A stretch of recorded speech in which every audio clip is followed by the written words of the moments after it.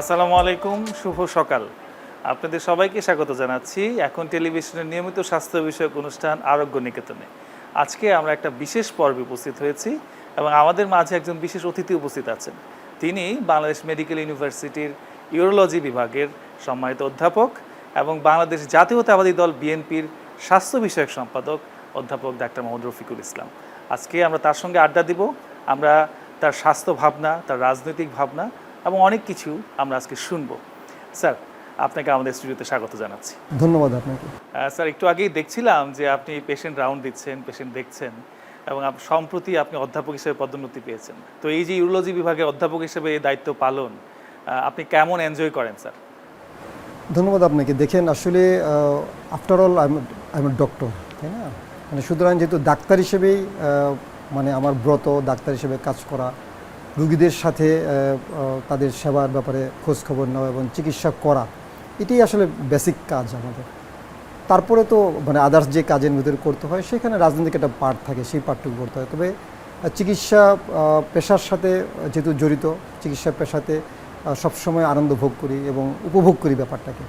এবং আপনি খোঁজ নিলে জানতে পারবেন, যেমন ঈদের ছুটিতেও কিন্তু আমাদের একটা দীর্ঘ ভ্যাকেশন ছিল। সেই ভ্যাকেশনে কিন্তু আমরা নিজেরা এসে রাউন্ড দিয়েছি, রুগীদের সাথে তাদের অপারেশনের যার যার হয়েছে প্রত্যেকটা রুগীর খোঁজ নিয়েছি।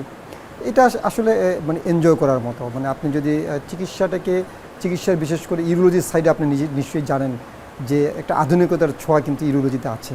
সারা বিশ্বে আপনাকে যদি একটু প্রশ্ন করি স্যার, যে এই যে ইউরোলজি সার্জারির একটা বিশেষায়িত শাখা, তো আমাদের সাধারণ দর্শকদের উদ্দেশ্যে আপনি একটু বলবেন কিনা আসলে ইউরোলজি এটা কি নিয়ে ডিল করে, কোন ধরনের রোগীদেরকে নিয়ে ডিল করে এবং আপনারা সাধারণত কী ধরনের সেবা তাদেরকে দিয়ে থাকেন? ধন্যবাদ আপনাকে। দেখেন, ইউরোলজি সাধারণত আমরা যেটা বলি যে কিডনি, মূত্রনালী, মূত্রথলি, এগুলোর যে সার্জিক্যাল যে ডিজিজ, এবং আরেকটা পার্ট থাকে যে আমাদের ফিমেল ইউরোলজি যে পার্টটি থাকে, সেগুলোকে নিয়ে আমরা সাধারণত আমাদের ইউরোলজি সাবজেক্টটা ডেভেলপড। এবং সেখানে বিভিন্ন ব্রাঞ্চ আছে, সেটাকে ধরেন যে paediatric urology, female and urology, urooncology, general urology, transplant surgery, এগুলো নানান ভাগ করে আমাদের বিভিন্ন ডিসিপ্লিন। এই যে কিডনি ট্রান্সপ্লান্টেশন হচ্ছে, এটা আপনাদের বিভাগের অধীনেই হয়ে থাকে? সার্জারি পার্টটা আমরা করি, আর বাকি পার্টটা যেটা পেশেন্ট অ্যাডমিশন নেওয়া বা পেশেন্টকে পরবর্তীতে দেখাশোনা, সেই পার্টটা করে আবার নেফ্রোলজি বিভাগ, মানে কিডনির যে মেডিসিন বিভাগ সেটা দেখেন হলো নেফ্রোলজি বিভাগ। এবং সেটাই কিন্তু ট্রান্সপ্লান্টের সেই অংশটুকু শুধু তারা দেখেন। সার্জারির পোর্শনটা শুধু আমরা সেটা করি। এবং আমাদের সেখানে যেই পরবর্তী ফলো আপ করা, কিডনি ট্রান্সপ্লান্ট করার পরে বা যারা কিডনি দান করেন, ডোনার যারা, তাদের ফলো আপ করা, সেই পার্টটুকু কিন্তু ইউরোলজির পার্ট আমরা দেখি। এবং সেখানে আপনি ধরেন যে ইউরোলজির তো নানানবিধ রোগ আপনি জানেন, যে প্রস্রাবের জ্বালা পড়া থেকে শুরু করে ইউরিন ইনফেকশন থেকে শুরু করে ইউরিনারি স্টোন ডিজিজ থেকে শুরু করে ক্যান্সারের বিষয়গুলো, ইউরোলজিক্যাল যে ক্যান্সারগুলো, এগুলো সবগুলোই আমাদের সাধারণত এই ইউরোলজির ডিপার্টমেন্টে আমাদের হয়ে থাকে। এবং সেখানে কিন্তু আমরা এই রোগগুলোকে সাধারণত আমরা ডিল করে থাকি। এবং স্যার, এই হাসপাতালে আপনারা কী ধরনের সার্ভিস দিয়ে থাকেন, কী ধরনের অপারেশন আপনারা করেন? বা এই হাসপাতালে ধরেন আমি যে সাব স্পেশালিটি যেগুলো বললাম, সেগুলো একটা বাচ্চার জন্মগত ত্রুটি থেকে শুরু করে ইউরোলজিক্যাল যদি কোনো সমস্যা থাকে, সেখান থেকে বয়স্কদের পর্যন্ত যাদের ধরেন পাথর হচ্ছে, মানে সারা বিশ্বে যেগুলো আধুনিকরণ চিকিৎসা, যেমন পিসিএনএল করা, যেটা আমরা পার্কিনসন্স নেফ্রোপ্যাথি করে যে স্টোন নিয়ে আসা, বা মিনি পার্ক করা, সেগুলো সব ধরনের সার্জারি কিন্তু এখানে হচ্ছে। এবং বয়স্কদের যে প্রোস্টেট গ্ল্যান্ডের যে সমস্যা বা কিডনির যে ক্যান্সার সমস্যা, সেগুলোর সার্জারি কিন্তু আমাদের ডিপার্টমেন্টেই আধুনিক পদ্ধতিতে যেগুলোতে করে থাকে, সেগুলোতে কিন্তু আমাদের এখানে কিন্তু হচ্ছে। স্যার, আমরা ওই পাশে একটা বোর্ড দেখলাম যে একটা এমইউ স্বাক্ষরিত হয়েছে কুনমিং ইউনিভার্সিটির সঙ্গে, এবং তাদের সঙ্গে এক ধরনের আপনারা এখন থেকে শেয়ার করবেন বিভিন্ন রকম ফ্যাসিলিটি, পার্টিকুলার সার্জিক্যাল ফ্যাসিলিটি, এবং সেটা ইউরোলজি দিয়েই শুরু হচ্ছে। এই বিষয়ে কিছু সংক্ষেপে আমাদের দর্শকদের একটু বলবেন? অ্যাকচুয়ালি ধরেন যে আমরা তো যেগুলো সার্জারি করি বা যে ধরনের চিকিৎসা করেন, বা আপনি যদি জ্ঞান দানের পদ্ধতি বলেন, যে আপনার শিক্ষার পদ্ধতি বলেন, সেখানে কিন্তু বলা হয়েছে যে আপনার একসময় কিন্তু আমাদের কী বলা হতো, শিক্ষার জন্য সুদূর চীন দেশে হলো যাবে। আমরা কিন্তু এটা কিন্তু একটি যে একটা ইউনিভার্সিটির সাথে আমাদের এই ইউনিভার্সিটির সেখানে হলো বাইভোকাল একটা কাজ করা, একসাথে কাজ করা, এবং সেই সুযোগটা ইউরোলজি ডিপার্টমেন্টের সাথেই কিন্তু ফার্স্টে এটা হয়েছে, যে কুনমিং ইউনিভার্সিটির সাথে। এবং এই ধরনের কিন্তু আরও অনেকগুলো আপনি জানেন যে জাতীয় হৃদরোগ ইনস্টিটিউটে কিন্তু এই কুনমিং ইউনিভার্সিটির সাথে ওদের একটা এমইউ হয়েছে। এবং সেখানে যে আমাদের যে রুগীগুলো হয়, প্রয়োজন বোধে তারা এসে সেখানে আমাদের এই রুগীর ব্যাপারে তারা নেবেন। যদি উচ্চতর ট্রেনিং দরকার হয়, সেটা আমরা যে ওখানে চায়নাতে যে কোনো ইউনিভার্সিটিতে আমরা সেটা করতে পারবো। এবং তারাও কিন্তু আমাদের যে রুগীগুলোর সার্জারি হয় সেখানে তারা একটা বিশেষ বিশেষ পিরিয়ডে তারা একটা ওয়ার্কশপের মতো করে সেখানে তারাও কিন্তু আমাদের রুগীগুলোকে সেই ওয়ার্কশপের আওতাভুক্ত করে আমাদের কিন্তু সেটা করতে পারবে। এতে হবে কি যে ওদের দেশে কি আধুনিক চিকিৎসাগুলো হচ্ছে সেই আধুনিক চিকিৎসার পার্ট কিন্তু আমরা হয়ে গেলাম, এবং সেখানে কিন্তু আমরা সেটা শিখতে পারলাম এবং সেটাকে ইমপ্লিমেন্ট করতে পারলাম আমরা এখানে। এবং ওরা যখন আমাদের দেশে থাকবে ওদের তত্ত্বাবধানে কিন্তু আমরা সেই পার্টটুকু আমরা করতে পারবো। তো সুতরাং বা আমাদের দেশের রুগীগুলোকে কীভাবে আমরা ম্যানেজ করি, দেখেন আমাদের দেশের মানে মতো কিন্তু অন্য অন্য দেশের রুগীর চিকিৎসাগুলো হয় না, আমাদের দেশের রুগীর চাপ অনেক বেশি। তো সেখানে আমরা কীভাবে ম্যানেজ করি সেটাও কিন্তু ওদের শেখার বিষয় আছে, এবং সেটাও কিন্তু ওরা দেখতে পাচ্ছেন যে আউটডোরে বহির্বিভাগে আমরা কত রুগী দেখি এবং সেই কত রুগীর উপরে আমরা কীভাবে দেখি, কীভাবে রুগীদেরকে সময় দেই, এটাও কিন্তু ওরা শিখে যাচ্ছে আমাদের কাছ থেকে। সুতরাং এই জিনিসটা কিন্তু আপনার বাইভোকাল হয়ে গেল, মানে আমরাও শিখলাম, ওদেরকেও ওরাও আমাদের কাছ থেকে শিখলো, এবং সেটা এক্সচেঞ্জ হলো এবং জ্ঞানের এক্সচেঞ্জ হলো এবং ইমপ্লিমেন্টেশনটা হলো। এটা কিন্তু খুব ভালোভাবে হিসেবে। Thank you sir. আমরা আবার সামনে যেতে বাকিটা কথা বলি।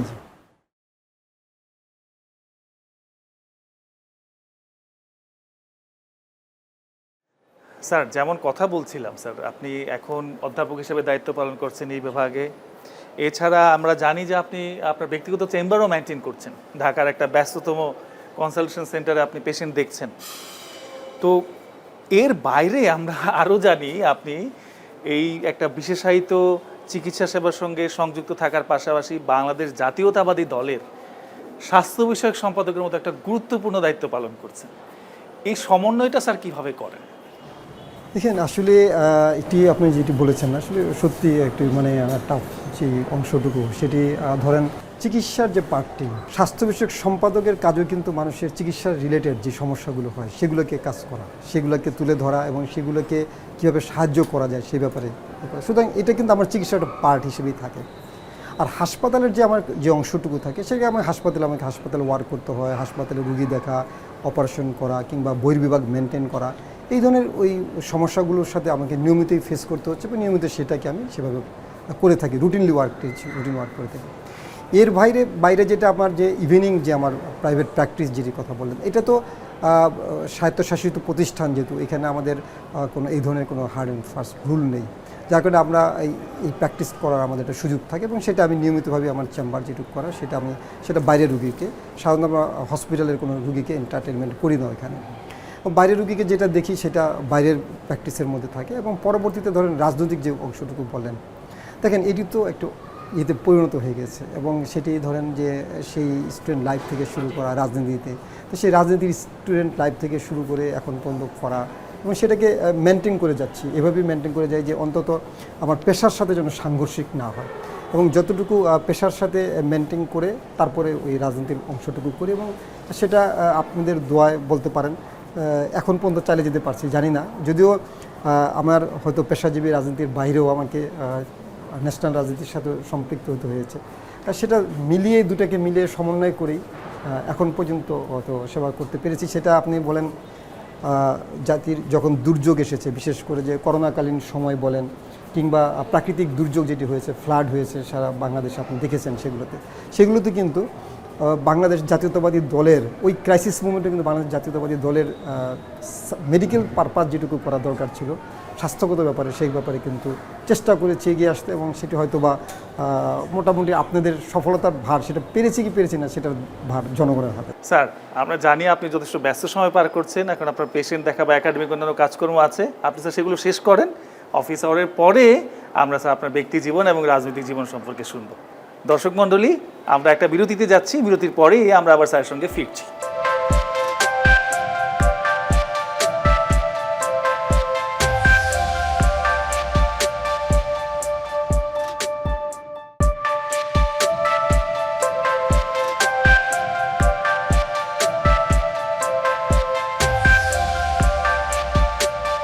দর্শক, ফিরে আসলাম বিরতির পর আরোগ্য নিকেতনের বিশেষ পর্বে, এবং আমাদের সঙ্গে আছেন অধ্যাপক ডাক্তার মোহাম্মদ রফিকুল ইসলাম স্যার।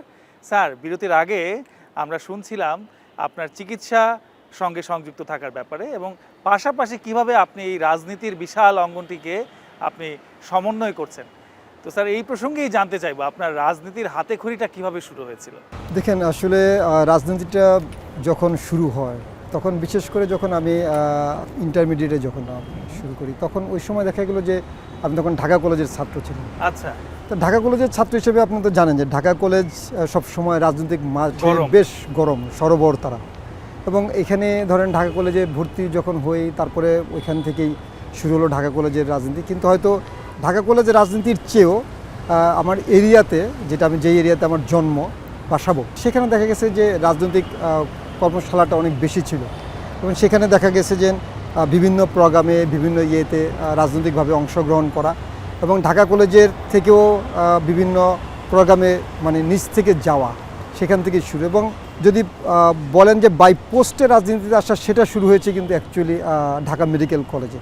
এবং ঢাকা মেডিকেল কলেজের রাজনীতি সেখানে যখন আমার শুরু হয় ক্যাম্পাসের রাজনীতি, সেই ক্যাম্পাসের রাজনীতিটা একটু দীর্ঘ সময় ছিল। এবং দীর্ঘ সময়ের সেই রাজনীতির প্রেক্ষাপটে ধরেন সরাসরি ছাত্র দলের সাথে সম্পৃক্ত হওয়া, এবং সেখানে সেই রাজনীতির শুরুটা যেমন হয়েছে, এবং তার পরবর্তীতে ডাক্তার হওয়ার পরে যেটা ড্যাবের সাথে সংশ্লিষ্ট হওয়া, ডক্টর সাহেব বাংলাদেশ ড্যাব, এবং পরবর্তীতে রাজনীতির একটা প্রেক্ষাপটে যে আপনি দেখা গিয়েছে যে বাংলাদেশ জাতীয়তাবাদী দলের যে অঙ্গ সংগঠনগুলো আছে, সেই অঙ্গ সংগঠনের সাথেও নিজেকে সম্পৃক্ত করে ফেলি। এবং সেখান থেকে পরবর্তীতে অঙ্গ সংগঠন থেকে দেখা গেল যে রাজনীতিতে অঙ্গ সংগঠনের পাশাপাশি পরবর্তীতে সরাসরি জাতীয়তাবাদী দলের সাথে সম্পৃক্ত হওয়ার সুযোগ আসে। এবং তখন ওই সময় তো আমাদের যে দেশনেত্রী বেগম খালেদা জিয়া তখন দলের চেয়ারপারসন ছিলেন, এবং তার মাধ্যমে দেখা গেল যে বাংলাদেশ জাতীয়তাবাদী দলের পদার্পণ শুরু হয়েছিল স্বস্বাস্থ্য বিষয়ক সম্পাদক হিসেবে। এবং সেখান থেকে ধরেন আমার একাডেমিক ক্যারিয়ার করা, পাশাপাশি আবার রাজনৈতিক অঙ্গনে জড়িত থাকা, এটি মিলিয়েই তখন মানে একটি রাজনীতির যেটি বলতে পারেন যে একদিকে একাডেমিক, একদিকে চিকিৎসার পার্ট, আবার আরেক দিকে তখন আমার যে রাজনীতি করা, সব কিছু মিলেই। এবং আমি আসলে এটি বলতে পারেন যে সকলের সহযোগিতাটাই ছিল, কারণ আমার সাথে যারা দীর্ঘ পরিক্রমায়, আমি যে ছাত্র জীবন থেকে শুরু করে যে রাজনৈতিক পরিক্রমায় যে এখনও প্রফেশন পর্যন্ত যারা এসে করি, এবং আমার অনেক সহকর্মী আছেন বা ধরেন যে সহপাঠী আছেন, যাদের সাথে মিলেই একসাথে রাজনীতি এখনও তারা আমাকে যথেষ্ট হেল্প মানে সাহায্য সহযোগিতা করেন, সেটা বিভিন্ন পরামর্শ দিয়েই হোক কিংবা কর্মসূচিতে অংশগ্রহণের মাধ্যমেই হোক। স্যার, এই ঘটনা প্রসঙ্গে আমার প্রশ্ন জাগছে মনের মধ্যে যে আমরা সচরাচর যেটা দেখি যে আমাদের যারা ছাত্র রাজনীতির সঙ্গে যুক্ত হয়, বিশেষ করে ডাক্তারদের, তারা ডাক্তার হবার পরে ওই ডাক্তারদের পেশাগত রাজনীতি যুক্ত থাকে, সেটা ড্যাব বা যেটাকে বলে বিএমএ, এই কেন্দ্রিক রাজনীতির মধ্যেই সাধারণত থাকে। আমরা আপনাকে একটা ব্যতিক্রম হিসাবে দেখতে পাচ্ছি যে পেশাজীবী রাজনীতিতে খুব একটা সরব না হয়ে আপনি সরাসরি জাতীয় রাজনীতিতে চলে এলেন, এবং এখন একটা বেশ গুরুত্বপূর্ণ স্বাস্থ্যের সবচাইতে বড় পোর্টফোলিওটা আপনি ধারণ করছেন, বিএনপির স্বাস্থ্য বিষয়ক সম্পাদক। আপনার শুরুটা হয়েছিল সহ স্বাস্থ্য বিষয়ক সম্পাদক হিসেবে, এখন আপনি পূর্ণাঙ্গ স্বাস্থ্য বিষয়ক সম্পাদকের দায়িত্ব পালন করছেন। তাহলে এইটার পেছনের গল্পটা বলবেন কিনা স্যার? আমি কিন্তু একটা কথা বলেছি, সেটা হলো যে আমি কিন্তু ডক্টর সাহেব বাংলাদেশ ড্যাবের যেটা ছিল, যেটা শুরু হয়েছিল কেন্দ্রীয় কমিটির সদস্য হিসেবে, সেন্ট্রাল কমিটির সদস্য হিসেবে ডক্টর সাহেব বাংলাদেশ ড্যাবের সেটা শুরু করেছি। পরবর্তীতে ডক্টর সাহেব বাংলাদেশ ড্যাবের যুগ্ম মহাসচিব থেকে শুরু করে অনেক ধরনের পদই হোল্ড করেছি, এখনও করি। আসলে পেশাজীবী রাজনীতিতে আপনি খেয়াল করে দেখবেন যে আমি যখন পেশাজীবী রাজনীতিতে বাংলাদেশ মেডিকেল অ্যাসোসিয়েশনের সেন্ট্রাল কমিটিতে নির্বাচন করেছি, এবং সেখানেও কিন্তু পেশাজীবী রাজনীতির সাথে যে সম্পৃক্ত না, এই কথাটা কিন্তু বলতে পারবো না। পেশাজীবী রাজনীতির সাথেও যেমন সংশ্লিষ্ট, এবং পেশাজীবী রাজনীতির সাথে রাজনীতি করেই আবার কিন্তু বাংলা জাতীয়তাবাদী দলের রাজনীতিটি কিন্তু আমি করে থাকি। তবে দুই ধারাতে, এবং সেই দুই ধারাতে রাজনীতি করলেও যাই কিছু হোক, যখন আমি বাংলা জাতীয়তাবাদী দলের রাজনীতি করি, তখন আমি দলের পতাকাটাকে উত্তোলন করার চেষ্টা করি, এবং সেটা কী করি। এবং পেশাজীবীর ব্যাপারও আপনি নিশ্চয়ই দেখেছেন যে আমাদের যারা পেশার সাথে সংশ্লিষ্ট, সেটা ডাক্তারদের বিভিন্ন দাবি দেওয়া, কিংবা ডাক্তারদেরকে যে বিভিন্ন ধরনের তাদের জব করার সময় যদি কোনো হেনস্থার শিকার হয়, সেই ব্যাপারে কিন্তু যথেষ্ট ভূমিকা রাখার চেষ্টা করেছি। শুধু আপনি এটা যদি বলেন যে জাতীয় রাজনীতিকে পেশাজীবী রাজনীতির সাথে সংশ্লিষ্ট আছে, জাতীয় রাজনীতিকে করার চেষ্টা করি। সুতরাং দুটাকে সমন্বয় করারই সেটা যত চেষ্টা করি যে কীভাবে করা যায়। আচ্ছা, ধন্যবাদ স্যার। আমরা আপনাকে দেখেছি যে আপনি জাতীয় রাজনীতিতে সংযুক্ত হবার পরে আপনার বলিষ্ঠ ভূমিকা আমরা দেখেছি যখন সরকার বিরোধী আন্দোলনগুলো হয়, যখন বিএনপি একদম রাজপথে, আপনাকে রাজপথে থেকে আন্দোলন করতে দেখেছি। আমরা দেখেছি করোনা পরবর্তী সময়ে স্বাস্থ্য বিষয়ে আপনি অনেক ভূমিকা রেখেছেন। এই যে জুলাই আন্দোলন যার মাধ্যমে বাংলাদেশে এই পরিবর্তন সূচিত হয়েছিল, সেখানে আপনি একদম রাজপথে ছিলেন এবং আমরা জানি যে আপনি জুলাই আন্দোলনে আপনি গ্রেফতার হয়েছিলেন। এরপরেই শুরু হয়ে গেল বন্যাতেও আমরা দেখলাম যে আপনি একদম সশরীরে মাঠে থেকে বিভিন্ন রকম কর্মসূচি পালন করছেন। তো আমরা এর ভেতর থেকে এই জুলাই আন্দোলন সম্পর্কে স্যার জানতে চাইব, জুলাই আন্দোলনে আপনার সেই ভূমিকা রাখার অভিজ্ঞতাটুকু যদি আমাদের একটু শেয়ার করেন।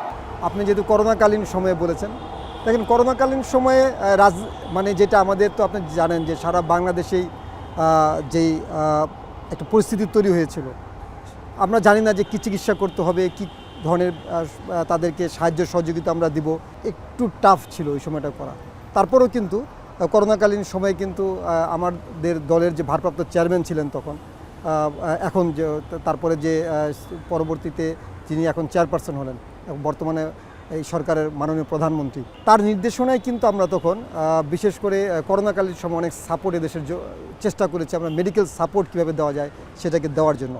এবং সেটা আমরা করেই কিন্তু ধরেন আমাদের চেষ্টা করেছি যে মানুষের পাশে দাঁড়ানোর জন্য। ইভেন শুধু যদি আপনি এই করোনাকালীন সময় না, শুধু বহির্বিশ্ব যদি কোনো ঘটনা ঘটে, যেমন ফিলিস্তিনের ঘটনাটা আপনি মনে আছে, তাদেরকে আমরা কিন্তু ওষুধ সামগ্রী থেকে শুরু করে অনেক কিছু কিন্তু আমরা সাপোর্ট দিয়েছিলাম। এবং আমাদের দলের চেয়ারপারসন, বর্তমান চেয়ারপারসন কিন্তু তখন আমাকে পাঠিয়েছিলেন, ফিলিস্তিন দূতাবাসে গিয়েছি। তো সুতরাং এগুলো কিন্তু সবগুলো একটা কিন্তু একটা পার্ট বন্যার সময় সে করে। তার পরবর্তীতে তিনি আমাদেরকে আসলে তৈরি করেছেন রাজনৈতিক কর্মী হিসেবে, যেটুকু রাজনৈতিক কর্মী হিসেবে তৈরি করা, তার সাথে যে সাপোর্ট পাওয়াটা, যে কীভাবে কাজ করলে একটা ভালো সংগঠক হওয়া যায়, এটি কিন্তু তার কাছ থেকে শেখা, যে কাজগুলোকে কিভাবে করা যায়। তো সেই কাজগুলোকে কিন্তু আমরা পরবর্তীতে কাজে লাগাতে পেরেছি। এবং আপনি যদি এর পিছনেও যেতে চাই, তাহলে ধরেন যে আপনার সিডোর বা আইদার কথা মনে আছে, এবং সেখানে কিন্তু আমি কিন্তু অ্যাজ এ পেশাজীবী হিসেবে কিন্তু তখন কিন্তু সেখানে মেডিকেল ক্যাম্প করেছিলাম। তো সুতরাং সেই জায়গাগুলোকে আপনি যদি সার্বিকভাবে চিন্তাভাবনা করেন, পরবর্তীতে কিন্তু আমাদের রাজনীতিতে একটু টাফ সময় চলে আসলো। বিশেষ করে যে জুলাই আন্দোলন যে কথাটি বলেছেন, সেই জুলাই আন্দোলনে কিন্তু আমাদের সরাসরি ভূমিকা রাখার সুযোগ হয়েছিল। এবং আমাদের একটি যে মিটিং ছিল, সেই মিটিংয়ে কিন্তু আপনার পরবর্তীতে কিন্তু আপনার মনে আছে যে রাশেদ কিন্তু একটু ডিক্লেয়ার করেছেন যে সরাসরি জুলাই আন্দোলনে কিভাবে আমাদের দলের চেয়ারপারসন নির্দেশিকা দিয়েছিলেন কাজ করার জন্য। এবং আমরা কিন্তু যারা অসুস্থ হয়েছিলেন ওই সময়, যারা আহত হয়েছিলেন, তাদের সকলকে, এটা শুধু বাংলাদেশ জাতীয়তাবাদী দলেরই নয়, বিশেষ করে যে ছাত্ররা কিংবা অন্যান্য দলের যে কর্মীরা যারা আহত হয়েছিলেন, তাদেরকে যে স্বাস্থ্যসেবা প্রদান করা, সেটি কিন্তু আমি করেছিলাম। এবং সেজন্যই কিন্তু সেই কাজটি করতে যেই কিন্তু আমাকে তখন তৎকালীন সরকার কিন্তু আমাকে তখন অ্যারেস্ট করেছিল। এবং সেখানে অ্যারেস্ট হওয়ার পরে আমি প্রায় 5 দিন, আমাদেরকে কিন্তু 3 দিন পর আমাকে সারেন্ডার করা হয় কোর্টে। এবং 72 ঘন্টা পরে কোর্টে সারেন্ডার করার পরে রিমান্ডে নেওয়া এবং সেখান থেকে জেলখানায় যাওয়া। তো সুতরাং এই যে যারা জুলাই আন্দোলনে যারা ভূমিকা রেখেছিলেন, তাদের সাথে সরাসরি কাজ করা একটি সৌভাগ্য হয়েছিল। এবং তাদেরকে তৎকালীন যে ইন্টিরিয়াম গভর্নমেন্টের যে উপদেষ্টা ছিলেন, তিনিও তখন আহত হয়েছিল, তাকে ফেলে রেখে চলে গিয়েছিল। তার চিকিৎসার ব্যাপারে কিন্তু আমাদের দলের চেয়ারপারসনের নির্দেশেই তখন কিন্তু আমি সেখানে কিন্তু চিকিৎসা পারপাসে সেটি কিন্তু গিয়েছিলাম, খোঁজ নিয়েছিলাম তাকে। এবং তার যে চিকিৎসার ব্যাপারে যতটুকু সাহায্য সহযোগিতা করা যায় সেটা কিন্তু আমরা করেছি। তো এই জুলাই আন্দোলনে আমাদের দলের হয়ে প্রত্যক্ষ অংশগ্রহণ করা এবং সেটির ভাগ্য ইনশাআল্লাহ হয়েছে। ধন্যবাদ স্যার। আমরা আরও গল্প শুনবো। আমাদের একটা বিরতির সময় এসছে, আমরা বিরতির পরেই ফিরছি।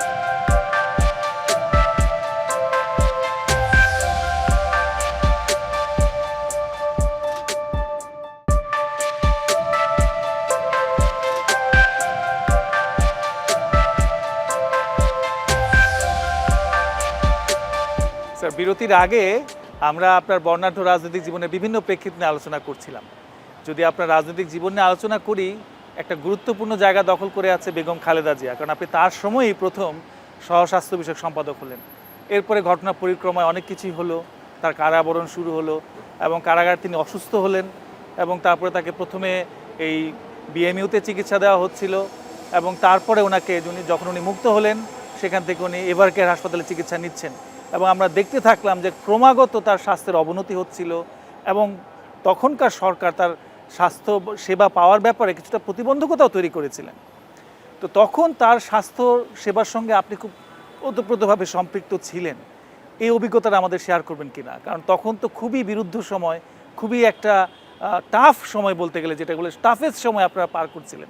দেখেন অ্যাকচুয়ালি দেশনেত্রী বেগম খালেদা জিয়া এটি কিন্তু আমাদের আবেগের জায়গা, এবং সারা বাংলাদেশের যারা আমাদের নেতাকর্মী বলেন, জনগণ বলেন, তারা তাকে কি নামে অভিহিত করেছে, সেটি হলো তিনি গণতন্ত্রের মা।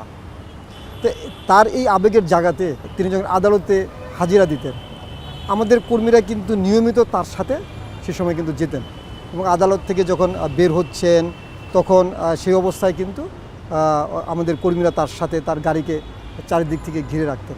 এটা কিন্তু আবেগ থেকে হয়েছে, বেসিক্যালি এটা বলতে পারেন যে অনেকটা আবেগ থেকে আমাদের এই জায়গাগুলো হয়েছে। রায় হওয়ার পর তিনি যখন জেলখানায় গেলেন, তিনি কিন্তু সুস্থ অবস্থায় হেঁটে হেঁটে কিন্তু তিনি জেলখানায় গেলেন, বাট তার কিছুদিন পরেই তিনি কিন্তু অসুস্থ অবস্থায় তাকে চিকিৎসার জন্য তিনি কিন্তু তখন এই বাংলাদেশ মেডিকেল ইউনিভার্সিটিতে তিনি তখন কিন্তু এসেছিলেন। তিনি যখন গেলেন হেঁটে, আসলেন কিন্তু হুইল চেয়ারে করে। তাহলে এই যে তার এই সময়টায় আমরা বিভিন্নভাবেই খোঁজ নিয়ে দেখেছি, তিনি যে গেলেন, তিনি যে আসলেন, তখন আসলে ব্যাপারটা কি হয়েছিল। তিনি একটি স্যাঁতসেঁতে রুমে তাকে আবদ্ধ করে রাখা হয়েছিল, এবং সেখানে তিনি কিন্তু দীর্ঘদিন ওইখানে থাকাতে, তার খাবারের যে অনিয়ম এবং স্যাঁতসেঁতে জায়গায় থাকাতে, একটি বদ্ধ রুমে থাকাতে তিনি কিন্তু অসুস্থ হয়ে গেলেন। পরবর্তীতে বাংলাদেশ মেডিকেল ইউনিভার্সিটিতে ভর্তি হন, এবং সেই মেডিকেল ইউনিভার্সিটিতে ভর্তি হওয়ার পরে তিনি কিন্তু তার যে চিকিৎসা যেটি দরকার ছিল, সেই প্রপার চিকিৎসাটাও তিনি কিন্তু পাননি, কারণ তার যে ডায়াগনোসিস যেটি হয়েছিল, যে লিভার সিরোটিক অফ লিভার, সেটি কিন্তু তিনি এখান থেকে মুক্ত হওয়ার পরে কিন্তু তার প্রক্রিয়াটা কিন্তু অনেক আগে শুরু হয়েছিল। তিনি আলট্রাসোনোগ্রাম করলেই কিন্তু একটা সিরোটিক অফ লিভার কিন্তু ধরা যায়, সেটাও কিন্তু আপনারা জানেন অ্যাজ এ চিকিৎসক হিসাবে। তিনি ছাড়া পেলেন কখন? যখন এদেশে করোনার আক্রান্ত হলো, মানুষ কোভিডকালীন সময়ে শুধু তিনি নয়, তিনি কিন্তু অনেক বন্দী তখন কিন্তু মুক্ত হলেন, এবং সেই অবস্থায় কিন্তু দেশনেত্রী বেগম খালেদা জিয়া তার মুক্ত হলেন, কিন্তু গৃহবন্দী হলেন বাসাতে, এবং সেই অবস্থায় তাকে চিকিৎসা থেকে তিনি বঞ্চিত হলেন। এবং আমাদের ডাক্তাররা যেভাবে তাকে সাজেস্ট করেছিল যে তার এই চিকিৎসাটি বাইরে যাওয়ার জন্য সাজেস্ট করেছিল, কিন্তু সেটি কিন্তু তৎকালীন সরকার সেটি কিন্তু করেনি। অথচ সেই একই রুলে আপনার নাসিম থেকে শুরু করে বলেন, হাজি সেলিম বলেন, আসমা আব্দুর রব বলেন, তারাও কিন্তু তখন কিন্তু চিকিৎসার জন্য বিদেশ গিয়েছিলেন। তিনি তিনবারের প্রধানমন্ত্রী, তারপরে কিন্তু তাকে যেতে দেয়নি। তার যে মেডিকেল বোর্ড ছিল, সেই মেডিকেল বোর্ড তার সর্বোচ্চ চিকিৎসার ব্যবস্থা করেছিল, এবং বিদেশ থেকে চিকিৎসক এনে তার কিন্তু সেই চিকিৎসার ব্যবস্থাটি কিন্তু করেছিল, এবং তার কিন্তু এখানে ইন্টারভেনশন হয়েছে, সেটি কিন্তু জন হপকিন্স থেকে চিকিৎসকরা এসেছিলেন, এবং তারা বিশেষজ্ঞ চিকিৎসক এসে কিন্তু তার কিন্তু ইন্টারভেনশন করেছিলেন। এবং বলতে পারেন যে মেডিকেল বোর্ডের প্রতি আসলে আমরা সত্যিকারে কৃতজ্ঞ, কারণ মেডিকেল বোর্ড শেষ পর্যন্ত তারা কিন্তু দিন রাত পরিশ্রম করে তাদের চিকিৎসা করেছিলেন। এবং এই মেডিকেল বোর্ডে আপনি জানেন যে তারই পুত্রবধূ ডাক্তার জুবাইদা রহমান, তিনিও কিন্তু সেই মেডিকেল বোর্ডের একজন সদস্য, এবং তিনি কিন্তু পুরো চিকিৎসার টাকা তদারকি করতেন, যার কারণে তার চিকিৎসার সাথে আমাদের অনেকেরই থাকার সৌভাগ্য হয়েছে, এবং চিকিৎসার যে লজিস্টিক্স সাপোর্ট দেওয়া, সেটা হয়তো অনেকেই করেছেন, এবং সেই ক্ষেত্রে তার চিকিৎসার যে মেডিকেল বোর্ড, সেই মেডিকেল বোর্ড চিকিৎসা করেছেন, সেটা এদেশে রেখেই। তো স্যার, আপনি তখন তো কাজ করলেন এই স্বাস্থ্য টিমের একজন সদস্য হিসেবে, এখন আমাদের মাননীয় প্রধানমন্ত্রীর সঙ্গে আপনি খুবই ঘনিষ্ঠভাবে সংযুক্ত। আমরা দেখেছি যে মাননীয় প্রধানমন্ত্রী যখন নির্বাচনী প্রচারণা শুরু করলেন, তার সব কাছের মানুষদেরকে নিয়ে সিলেট থেকেও নির্বাচনী যাত্রা শুরু করলেন, আপনি একদম তার সাথেই ছিলেন। তো কেমন লাগছে স্যার, বেগম খালেদা জিয়া থেকে বর্তমান প্রধানমন্ত্রী তারেক রহমান, আগে খালেদা জিয়া টিমে কাজ করেছেন, তার সময় আপনি সহকারী স্বাস্থ্য বিষয়ক সম্পাদক হয়েছেন, পরে স্বাস্থ্য বিষয়ক সম্পাদক হয়েছেন, এখন বর্তমান প্রধানমন্ত্রীর সঙ্গে কাজ করছেন, কেমন লাগছে স্যার? দেখেন, আসলে ব্যাপার হয়েছে যে আমার দলের যে বর্তমান চেয়ারপারসন, তার সাথে কাজ করার অভিজ্ঞতাটা কিন্তু একটু ভিন্ন।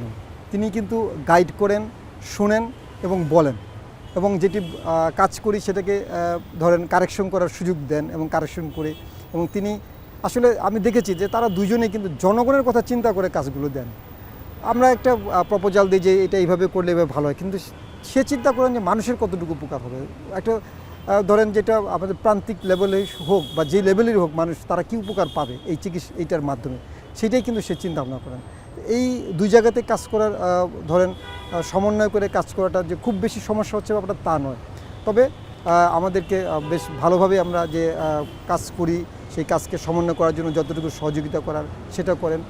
এবং আন্তরিকতা লাগে হলো যে তার সাথে ধরেন আপনি যেটা বললেন যে সফরে গিয়েছি, সেই সফরে যেমন মানে একটা স্মৃতি আছে, যেমন বগুড়াতে যখন আমরা হোটেলে ছিলাম, রাতে সে খাবার খেতে যাচ্ছেন, ডেকেই বলো যে প্লিজ রফিক আসো, খাবার খেতে আসো, একসাথে আসো। এই যে মানে আন্তরিকতাটা, এই আন্তরিকতাটা আসলে একটু ভিন্ন জায়গাটা, এটা আসলে রাজনৈতিক কর্মী হিসেবে আমাদের অনেক পাওয়া। তো আমরা সেটা আশা করি এবং সেই ধরনের ভাবেই আমরা সেই আশা করি তো আমরা কাজ করি। সেই অ্যাপ্রিসিয়েশনটা পেলে আমাদের জন্য ভালো লাগে, সবার জন্যই ভালো লাগে এটা। Thank you sir. আমরা বিরতির একটা সময় এসেছি, সর্বশেষ বিরতির, এরপরে আমরা বাকি কথাগুলো শুনবো।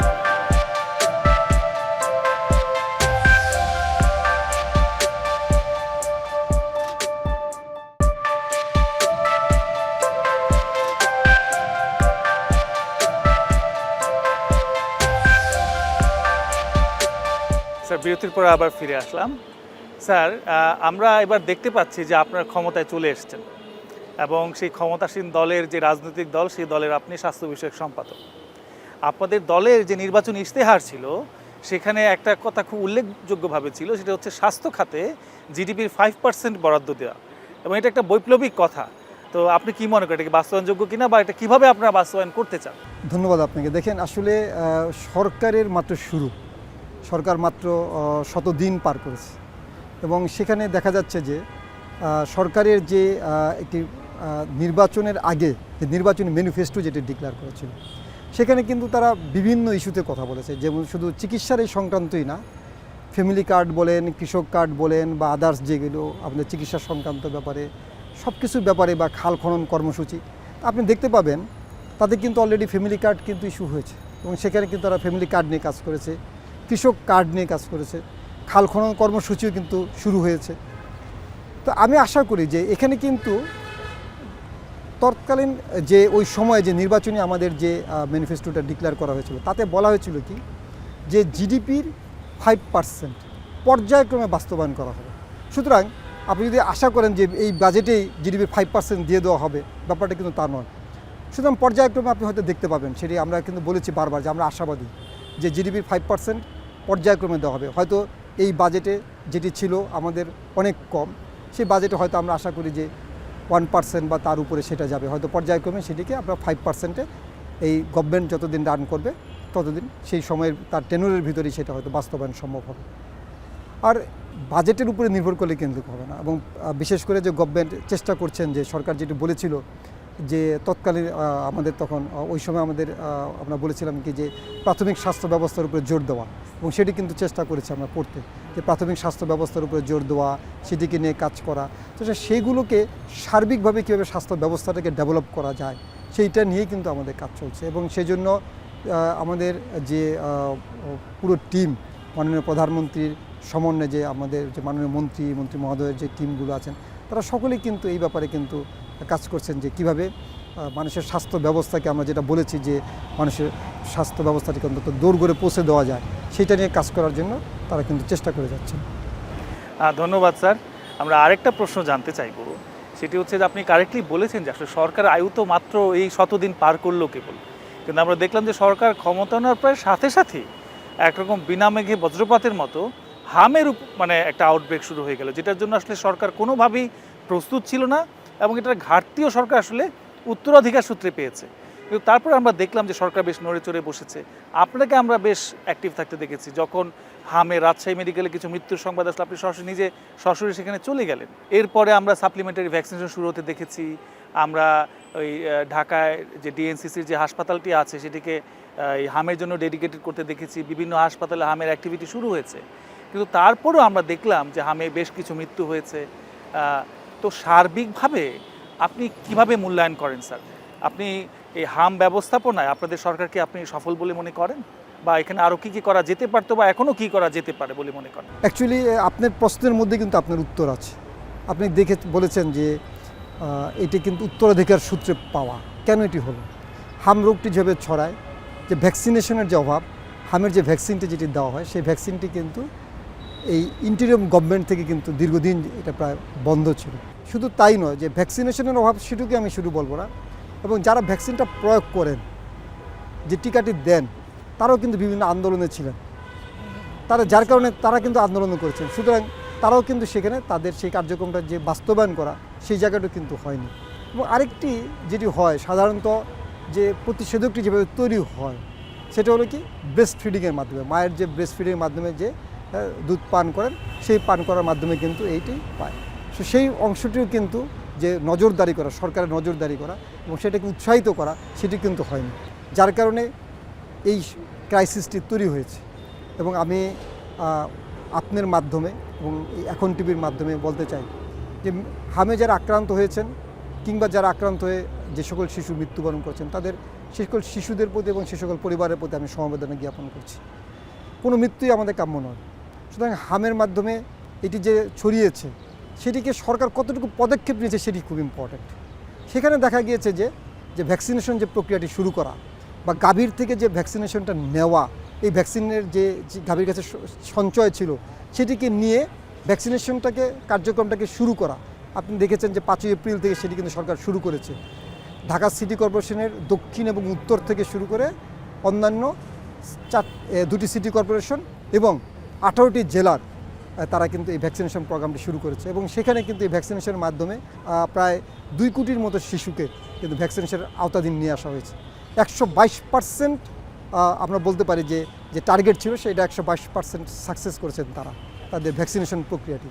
তো শুধু এই ভ্যাকসিনেশন প্রক্রিয়াটি যদি সফলভাবে সম্পন্ন করা যায় এবং যদি দ্বিতীয় ধাপে যদি এটি চালু করা যায়, তাহলে কিন্তু এটি আস্তে আস্তে সেই সংখ্যাটি কিন্তু কমে আসে। এবং সেই সংখ্যাটি যদি কমে আসে, তাহলে কিন্তু আমাদের মৃত্যুর হারটি কমে যাবে। তবে এই ব্যাপারে কিন্তু আমাদের সচেতন হতে হবে, কারণ হামের যেটি হয় সেটিকে বাচ্চা আক্রান্ত হলে তাকে কিন্তু একজন ডাক্তারের পরামর্শ নেওয়া এবং আইসোলেশন করাটা এটি কিন্তু খুব জরুরি। সুতরাং যেখানে হামের চিকিৎসা করা হচ্ছে সেখানে কিন্তু আইসোলেশন ওয়ার্ড আলাদা করা হয় এবং যাদের বাচ্চারা এই ধরনের উপসর্গ নিয়ে আসছেন, তারা যদি সঠিক সময় তারা যদি চিকিৎসাটি নেন, তাহলে কিন্তু জটিল অবস্থাগুলো তৈরি হবে না।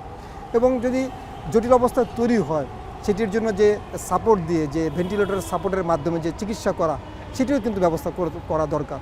তাহলে কিন্তু আপনি দেখবেন যে এই আক্রান্ত হলেও সেখান থেকে যে জটিলতা হবে, নিউমোনিয়া হয়ে যে জটিল অবস্থা ধারণ করে, সেই ধারণটা কিন্তু অনেকাংশে কমে আসবে। শুধু হাম নয়, সরকারের এখনই উচিত, বর্ষা সিজন আসছে, বর্ষাতে ডেঙ্গু রোগের প্রকোপটা বেশি হয় এবং সেই ডেঙ্গু রোগের প্রকোপটাতে যেন আগের মতো যেন মানে অনাকাঙ্ক্ষিত মৃত্যু না হয়, সেই জন্য এখন থেকেই সরকারের সেই ব্যাপারে এগিয়ে আসা উচিত। এবং পরিষ্কার পরিচ্ছন্নতা, মানুষকে সচেতন করা এবং মশক নিধন করা, এগুলো করতে পারলেই কিন্তু আপনার দেখবেন যে আপনার ডেঙ্গু থেকে কিন্তু আপনি অনেকাংশে কিন্তু মুক্ত হবেন। কারণ আপনারা জানেন যে ডেঙ্গুতে আক্রান্ত হয়ে এর আগেও কিন্তু আমাদের অনেক ক্যাজুয়ালিটি হয়েছে এবং সেই ক্যাজুয়ালিটির থেকে সাবধানতা অবলম্বন করতে হবে। সেটার সময় কিন্তু আপনার এখনই, এবং সেটি করতে পারলেই আপনি কিন্তু বেশ ভালোভাবেই আপনি সাকসেসফুল হতে। সুতরাং হাম থেকে শিক্ষা নিয়ে সেটি যদি আপনি করতে পারেন, তাহলে কিন্তু অবশ্যই আপনি কিন্তু আমাদের জন্য এবং আমাদের এই দেশের মানুষের জন্য কিন্তু কল্যাণ করবেন।